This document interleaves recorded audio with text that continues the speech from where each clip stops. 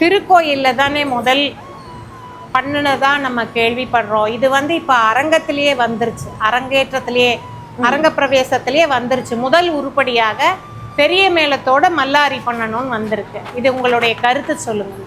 நாதசுரம் தவில் பெரிய மேளமாகிய அந்த அதுக்காக ஒரு இயற்றப்பட்டது தான் மல்லாரி. அதுக்கு சாகித்யம் கிடையாது, லய விந்யாசங்கள் நிறையா இருக்கும் அந்த சொர கோர்வைகள்லையும் தத்தக்கார சொற்கள்லையும்.